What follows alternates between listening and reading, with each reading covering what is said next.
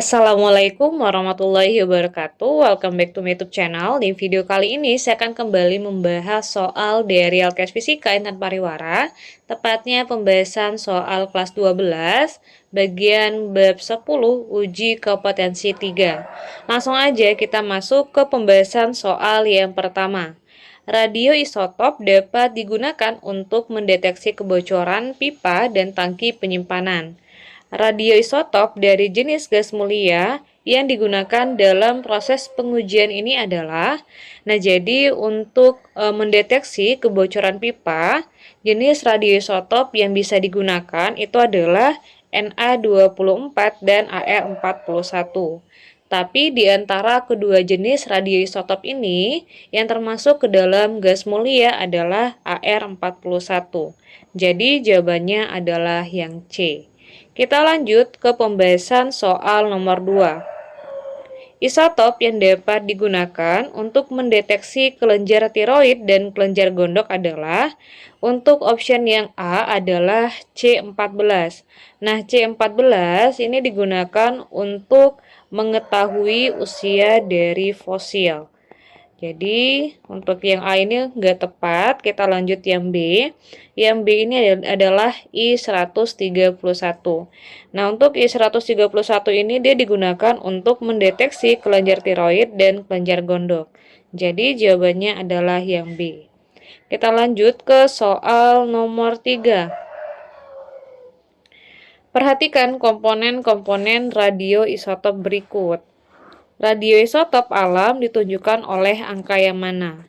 Nah, jadi terdapat radioisotop ya yang dibuat oleh batan. Nah, untuk radioisotop yang termasuk ke dalam buatan itu adalah 24 Na, kemudian ada 51 Cr, 90 Tc, di sini nggak ada jadi saya tulis saja. 90 Tc, kemudian ada juga 131 I. Ini dia termasuk buatan ya yang saya checklist. Nah, artinya untuk yang tersedia di alam itu adalah yang 1 dan 4. Berarti jawabannya yang B. Kita lanjut ke soal nomor 4. Reaktor Tokama merupakan reaktor yang bekerja berdasarkan reaksi fusi antara deuterium dan tritium. Persamaan reaksi fusi yang benar adalah, sebelumnya kita harus mengetahui dulu bagaimana lambang dari deuterium dan tritium. Untuk deuterium, dia dilambangkan dengan 12H ya. Sementara untuk tritium itu dilambangkan dengan 13H. Nah, dari sini kita bisa mengidentifikasi terlebih dahulu option mana yang tepat. Untuk yang A ini sama-sama 1 dan 2 berarti salah. Yang B ini 1 dan 2, kemudian 1 dan 3 oke. Yang ini salah ya. Yang C salah, yang D juga salah, yang E juga salah. Nah, berarti tanpa kita mempertimbangkan yang ini ya, berarti jawaban yang tepat itu adalah yang B. Langsung kita masuk ke soal nomor 5. Berikut ini isotop yang benar digunakan untuk mengukur pertumbuhan bakteri rumen pada sapi adalah, yang pertama adalah Ca45. Nah, Ca45 dia digunakan untuk mengukur deposisi Ca pada tulang. Mengukur deposisi Ca pada tulang. Kemudian ada Cr52.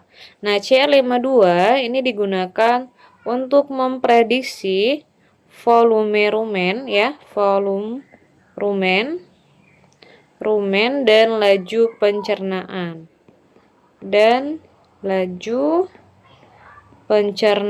Ini untuk yang B. Selanjutnya ada I125. Nah, I125 ini digunakan oleh litbang endokrinologi terutama konsentrasi P4 atau progesteron. Dalam bahasa lain, dia digunakan dalam in vitro. Kita lanjut untuk option yang D, yaitu N15. N15 ini digunakan untuk menentukan siklus protein yang terdapat di dalam tubuh. Jadi jawaban yang D juga belum tepat. Kita lanjut yang E, yaitu P32. Nah, P32 inilah yang digunakan untuk mengukur pertumbuhan bakteri di dalam rumen, ya, atau bakteri rumen maksudnya. Berarti jawaban yang tepat adalah yang E. Kita lanjut ke pembahasan soal nomor 6. Jenis isotop C45 dapat digunakan untuk menentukan apa? Nah, sebelumnya saya sudah jelasin bahwasanya jenis isotop C45 itu dia juga bisa digunakan untuk menentukan deposisi Ca pada tulang. Nah, kalau kita lihat nih option dari A sampai dengan E itu nggak ada yang sesuai, berarti kita harus menentukan fungsi yang lainnya. Nah, untuk yang A, di sini ada menentukan serapan dalam tanaman. Nah, kalau untuk menentukan serapan dalam tanaman, kita menggunakan ZN65. Kalau yang B, menentukan volume cairan dalam tubuh. Nah, ini kita gunakan H3 ya. Sementara yang ini kan C45 berarti belum pas. Kita lanjut yang C, yaitu laju klasifikasi terumbu karang.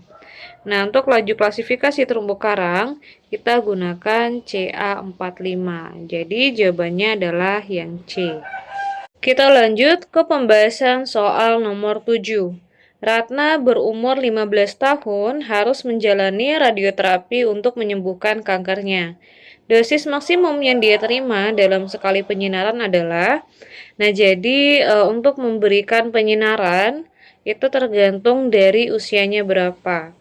Nah, untuk siswa yang berusia kurang dari 16 tahun ya, dosisnya itu adalah 0,1 dari NBD pekerja radiasi dan 0,01 dari NBD masyarakat untuk sekali penyinaran.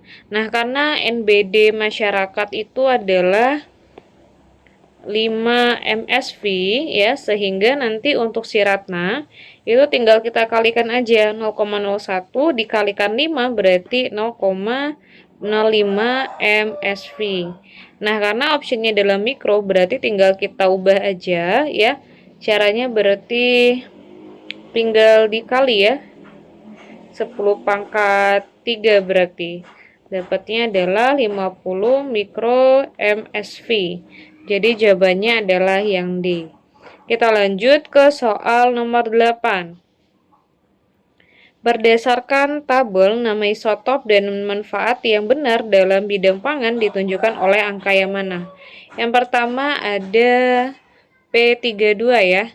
Nah, jadi untuk P32 itu manfaatnya adalah untuk menentukan ya efisiensi pupuk nitrogen ya, efisiensi penggunaan, ini saya singkat aja deh, penggunaan pupuk nitrogen.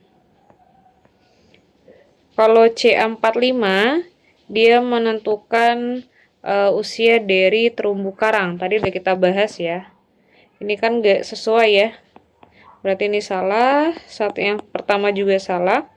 Yang ketiga ada C14. Nah, kalau C14 ini dia digunakan untuk menentukan ini ya, laju fotosintesis pada daun di dalam tanah. Kalau rumen ini bukan C14, berarti juga salah. Yang keempat ada RB86, dia digunakan untuk menentukan distribusi unsur kalium dalam tanah. Nah, ini sesuai ya, berarti statement yang keempat benar. Cuma kita cek dulu deh. Oh, sepertinya saya ada salah ini deh, salah pembahasan deh kayaknya. Kalau yang pertama itu kan, oh iya pupuk fosfor dan nitrogen ya. Ini benar berarti nih. Sorry berarti statement yang benar itu adalah 1 dan 4. Kita lanjut ke soal nomor berapa? Oke, ke soal nomor 10. Penentuan gerak sedimen dapat menggunakan sumber radioaktif yang mana? Nah, jadi untuk menentukan gerak dari sedimen terdapat beberapa radioisotop yang bisa digunakan.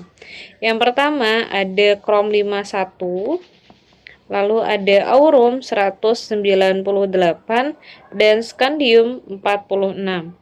Nah, kalau kita lihat di option ini yang memenuhi itu adalah yang Aurum 198. Oke, karena udah sampai ke pembahasan soal nomor 10, artinya pembahasannya cukup sampai di sini. Terima kasih, jangan lupa klik tombol like, share, dan subscribe. Wassalamualaikum warahmatullahi wabarakatuh.